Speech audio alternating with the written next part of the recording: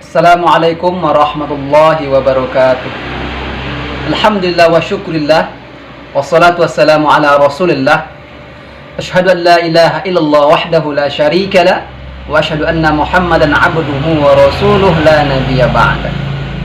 Allahumma salli ala sayyidina Muhammad wa ala ali sayyidina Muhammad. Assalamu alayka ya Rasulullah ya Habibullah.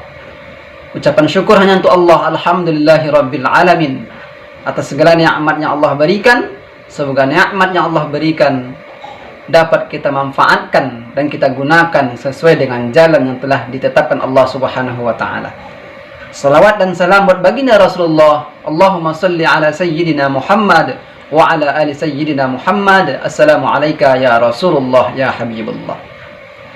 Para pelajar SMA Al-Azhar Sifabudi Kota Pekanbaru, hari ini kita akan membahas mengenai bab munakahat ataupun dikenal dengan istilah bab hukum nikah.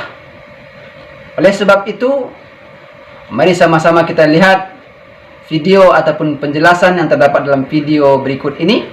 Semoga bisa memberikan pemahaman untuk kita semua serta bisa memberikan kemanfaatan untuk kita semua.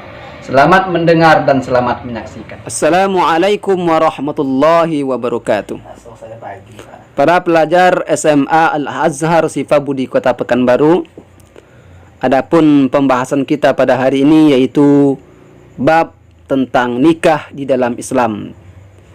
Masalah nikah bukanlah hal yang bisa kita anggap remeh, karena ini berkaitan dengan hukum Islam yang lebih dari separuh umur kita jalani dengan ikatan yang disebut dengan pernikahan. Artinya apa?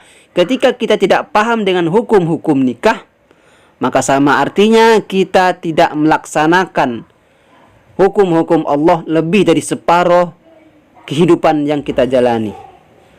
Karena lebih dari separuh kehidupan kita jalani dengan ikatan yang disebut dengan pernikahan. Oleh sebab itu, hukum pernikahan perlu dipelajari dan dipahami, karena hal ini sangat berkaitan erat dengan kehidupan yang kita jalani. Para pelajar SMA Al-Azhar Sifabudi yang dirahmati Allah Subhanahu wa taala, adapun sub menu pembahasan kita pada hari ini, yang pertama adalah pengertian nikah, yang kedua dalil tentang nikah, yang ketiga hukum nikah, yang keempat rukun dan syarat nikah, yang kelima pernikahan yang terlarang, dan yang terakhir adalah talak dan rujuk. Pembahasan kita yang pertama adalah pengertian nikah. Nikah berasal dari bahasa Arab, yaitu nakaha yankihu nikahan, yang bermakna nikah ataupun kawin. Jikalau kita merujuk dalam kitab I'anat Talibin, di situ didefinisikan bahwa nikah secara bahasa adalah ad-dhammu wal jam'u, yang artinya berkumpul atau berhimpun.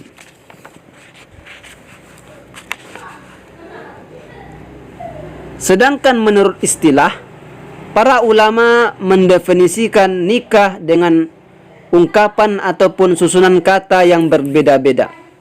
Di antaranya menurut Imam Syafi'i, nikah merupakan suatu akad yang mencakup kepemilikan terhadap wad'i dengan lafaz inkah ataupun tazwij, atau dengan menggunakan lafaz yang semakna dengan kedua di atas. Maksudnya dengan lafaz inkah ataupun lafaz tazwij. Menurut Imam Hambali, nikah menurut istilah adalah suatu akad yang dilakukan dengan menggunakan lafaz inkah atau tazwij untuk mengambil manfaat atau kenikmatan, atau dalam kata lain sebuah kesenangan. Para pelajar Al-Azhar Sifabudi Kota Pekanbaru, wad'i bermakna hubungan suami istri, sedangkan inkah ataupun tazwij bisa diartikan dengan bahasa Indonesia yang sering kita kenal dengan sebutan nikah ataupun kawin. Oleh sebab itu, dari perkumpulan definisi secara istilah di atas, maka dapat kita pahami bahwa pengertian nikah menurut istilah yang dikemukakan oleh para ulama tersebut bermuara pada suatu konteks, suatu akad yang menghalalkan hubungan biologis ataupun hubungan suami istri antara laki-laki dan perempuan. Adapun dalil tentang nikah, sebetulnya banyak dalil-dalil yang Allah turunkan yang membahas tentang pernikahan ini. Serta juga banyak dalil-dalil dari hadis yang menjelaskan tentang pernikahan. Di antara ayat Al-Quran yang menjelaskan pernikahan adalah firman Allah di dalam surat Ar-Rum ayat 21. Allah berfirman, A'udzu billahi minasyaitonir rajim. Bismillahirrahmanirrahim.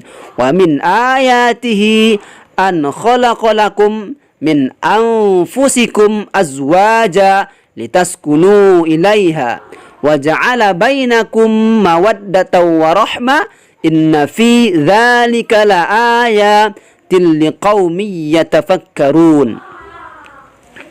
Apa kata Allah?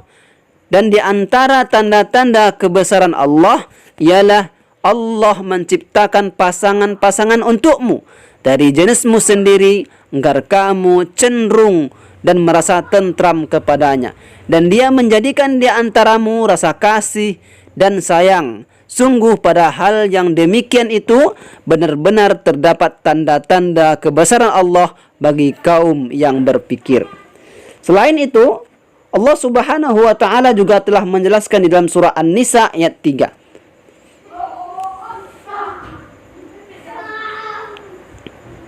Selanjutnya berkenaan tentang hukum nikah.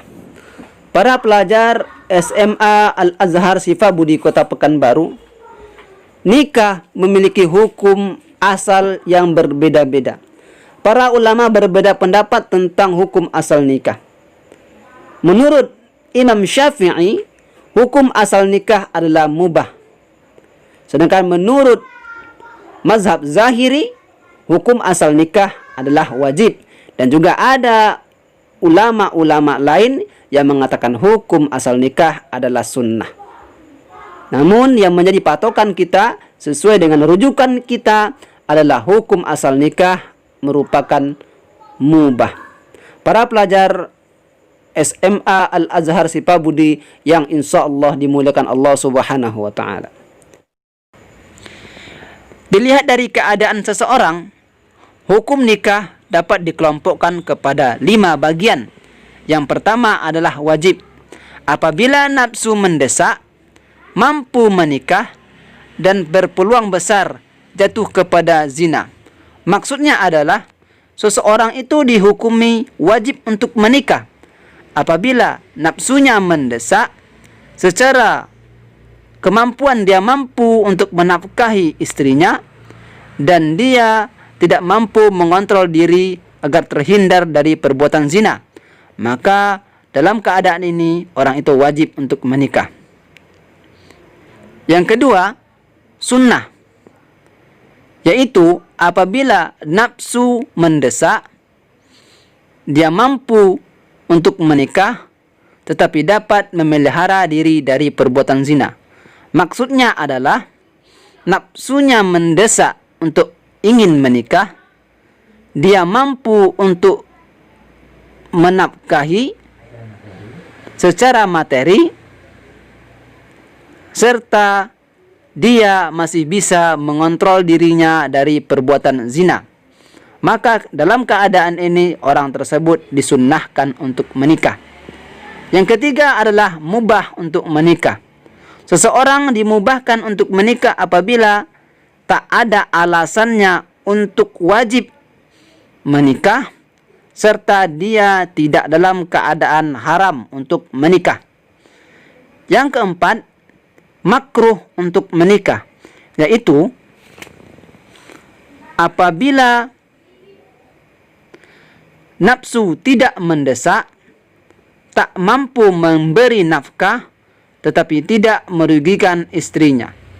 Maksudnya adalah apabila orang yang akan melakukan pernikahan telah mempunyai keinginan untuk menikah, tetapi ia belum mempunyai bekal untuk memberi nafkah tanggungannya, maka dalam keadaan ini seseorang tersebut makruh untuk menikah.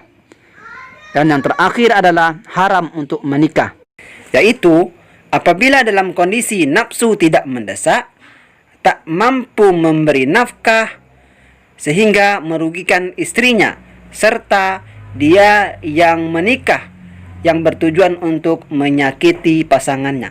Maksudnya adalah secara zahir dan batin dia tidak mampu untuk menikah sehingga istrinya merasa rugi atau tidak ridho akan hal itu, serta dia menikah dengan niat untuk menyakiti ataupun niat tidak baik yang lain, maka dalam keadaan ini orang tersebut diharamkan untuk menikah.